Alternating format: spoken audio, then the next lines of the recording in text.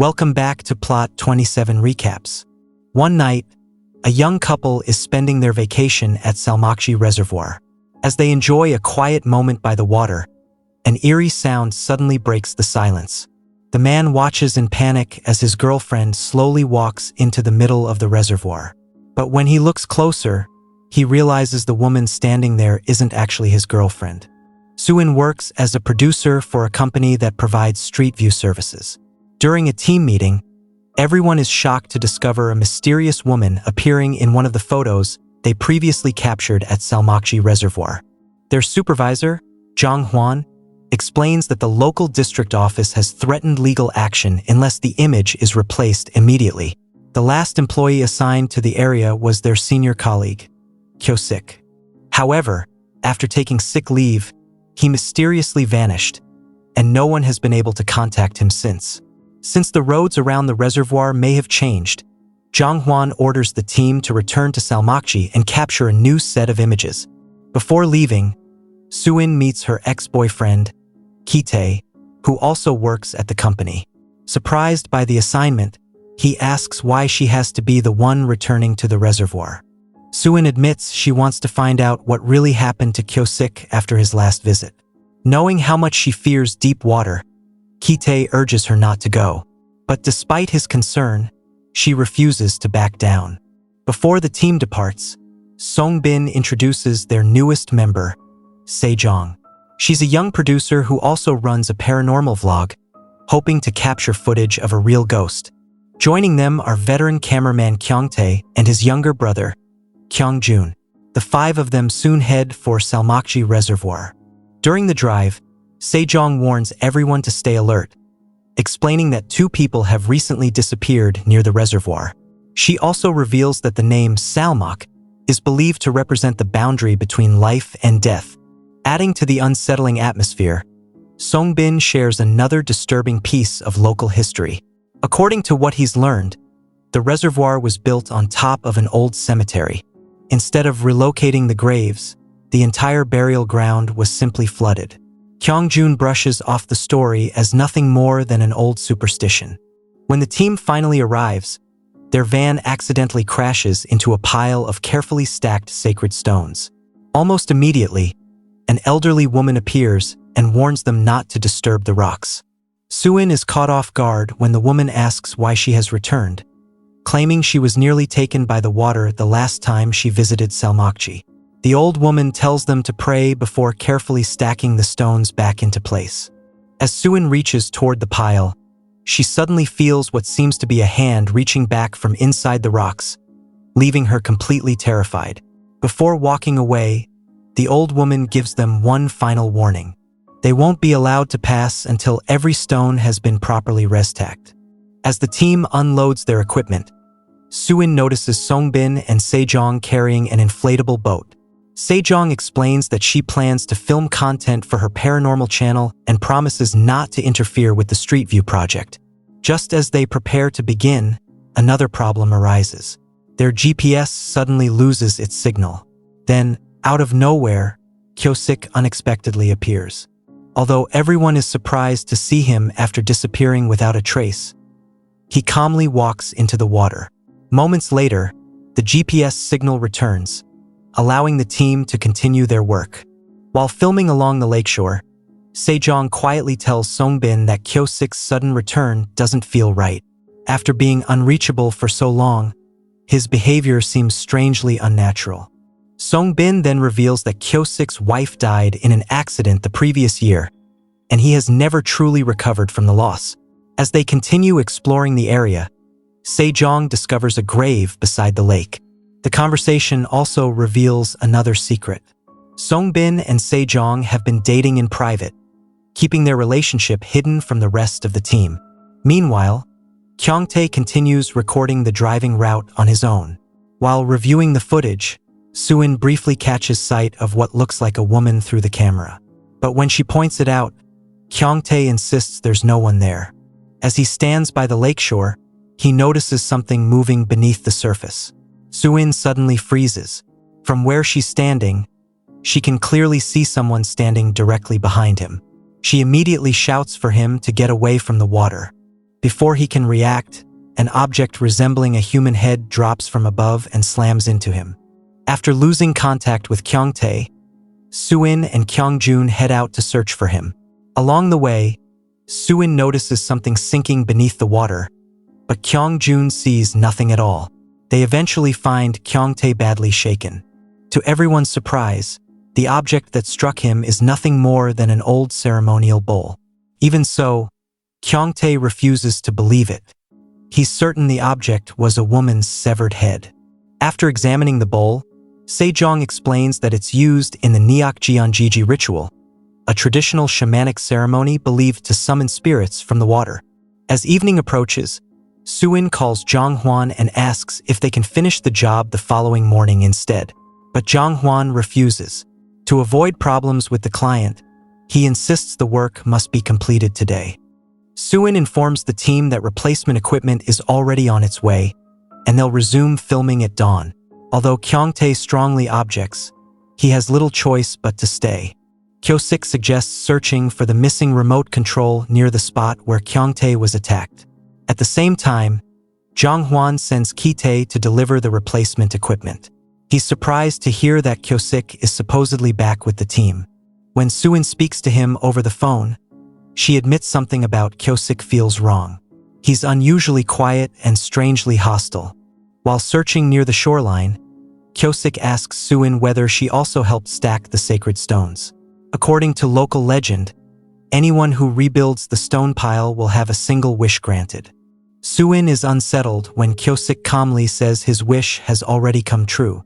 A moment later, he leads Kyungtae away to search another area. Night eventually falls, but the missing remote is nowhere to be found. While Sejong scans the area with a motion detector, Suin discovers a memory card belonging to Team 3 near the lakeshore. After reviewing its contents together, they find a photo showing Kyo-sik carefully stacking the sacred stones. Elsewhere, Songbin and Kyungjun kill time by skipping rocks across the water. Then something impossible happens. One of the stones keeps bouncing across the lake far longer than it should, leaving both of them staring in disbelief. Not long afterward, Ki-tae calls with shocking news. Kyo-sik actually died in the hospital the previous night. Before Suin can process what she's just heard, something suddenly bursts out of the water and smashes one of their floodlights. The team rushes over, only to discover it was merely a bird. But the relief doesn't last. Moments later, Sejong's paranormal device activates on its own. She explains that the device automatically shifts through different frequencies, allowing spirits to communicate. Curious, she begins asking questions. Kyungjun, still convinced the whole thing is fake, grabs the device and decides to test it himself. Instead of random static, a chilling voice repeatedly delivers the exact same message. I died because of you. The unsettling words send a chill through the group. Suin immediately orders Sejong to turn the device off. Convinced something terrible has happened, she decides to search for Kyungtae and Kyo-sik. She heads deeper into the forest with Kyungjun, while Songbin and Sejong retrace the trail they explored earlier. Meanwhile, Kyungtae realizes Kyo-sik has vanished without a trace. As he desperately searches for him, he looks toward the reservoir and watches in horror as countless ghosts begin rising from the water. Elsewhere, Sejong's motion detector suddenly picks up movement in the darkness. Following the signal, she and Songbin come face to face with Kyo-sik, silently standing beside the sacred stone pile. At the very same time, Suin and Kyungjun make a horrifying discovery. Kyungtae's lifeless body is hanging from a tree. The nightmare only gets worse when Songbin and Sejong are attacked by a ghost. They barely manage to escape before finally reuniting with Suin. After losing the GPS signal, Ki-tae stops at a nearby house to ask for directions to Salmokji. To his surprise, the house belongs to the same elderly woman who warned Suin's team earlier that day. Inside, he discovers the woman has locked her own daughter in a room. She explains that her daughter once drowned in Salmokji. Although she eventually returned home, she was no longer the person she used to be. With no other choice, the old woman imprisoned her herself. Meanwhile, Kyungjun is consumed by anger and insists on finding Kyo-sik. Unable to keep the truth hidden any longer, Soo-in finally confesses that the person who accompanied Kyung-tae was never Kyo-sik in the first place. Sejong believes the water spirit killed Kyung-tae because he entered the reservoir. According to local legend, the spirit is bound to Salmokji and preys on anyone who steps into its waters. Before long, the group notices a mysterious figure standing near the shoreline, carrying one of the sacred stones. Without thinking, Kyung-jun chases after it. Soo-in and the others desperately try to stop him from entering the reservoir, but they're too late. As Kyung-jun closes in, the figure slowly transforms into the decaying corpse of a woman. Frozen in horror, he watches as the ghost lunges toward him. The others immediately flee, leaving Kyung-jun behind. While running back to the van, Sejong suddenly notices something impossible. The entire pile of sacred stones has vanished. The group wastes no time and speeds away from Salmokji. But no matter which road they take, every route leads them straight back to the reservoir. They're trapped in an endless loop. Before anyone realizes what's happening, the van begins heading directly toward the water. Fortunately, Kite slams on the brakes just in time. As they prepare to leave again, the elderly woman approaches Kite and quietly hands him a single stone. She explains that the only way to escape is to rebuild the stone pile and make a wish. The group finally reveals the wishes they made earlier. Songbin wished to become rich. Sejong claims she never made a wish. Soo-in quietly admits that hers has already come true. She wished to see Kyo-sik one last time so she could uncover the truth behind Salmokji. At that moment, everything finally begins to make sense. Soo-in realizes the reservoir only grants wishes connected to the dead. She also remembers the old woman's chilling warning. None of them were ever meant to leave Salmokji alive. Kite then reaches another horrifying conclusion. The old woman keeps rebuilding the sacred stones because her daughter is already dead, and making the wish allows them to meet again. Believing the stone pile is the source of the curse, Soo-in decides it must be destroyed if any of them hope to survive. Songbin refuses to return. He argues that going back would only get them all killed. As the argument grows more heated, Sejong suddenly doubles over, coughing uncontrollably. Soo-in accompanies Kite to his vehicle to get her some water. While they're gone, Sejong finally confesses the truth. She lied earlier. She did make a wish. She wished to see a real ghost. The confession leaves Songbin speechless. Consumed by guilt, Sejong believes her wish is responsible for everything that's happened. Determined to end the nightmare, Soo-in decides to destroy the stone pile herself. Kite refuses to let her face it alone and insists on going with her. Songbin, however, has had enough. Blaming Soo-in for bringing everyone to Salmokji, he becomes convinced she orchestrated everything from the very beginning. Without warning, he climbs into the van with Sejong and drives away, abandoning Soo-in and Kite. After finally escaping the reservoir, Songbin decides to return with the police. But before they can get far, the van suddenly spins out of control. Relieved to have escaped Salmokji, the pair soon encounter two police officers whose patrol car has broken down. Songbin offers to help. Then one of the officers calmly asks a simple question. How many people came to Salmokji? The words send a chill through Sejong. They're exactly the same words she heard earlier through the ghost detector. Songbin slowly turns toward the officer beside him and realizes he's staring directly at a ghost. Soo-in discovers Sejong's forgotten iPad and begins reviewing the street view images captured by Kyo-sik. One photo immediately catches her attention. An inflatable boat can be seen floating near the opposite side of the lake. After studying the image, Kite concludes that Kyo-sik must have taken the photo from across the reservoir. Just then, Soo-in receives a desperate phone call from Sejong, begging for help. A car horn suddenly echoes through the night. Moments later, Songbin's van mysteriously returns to Salmokji.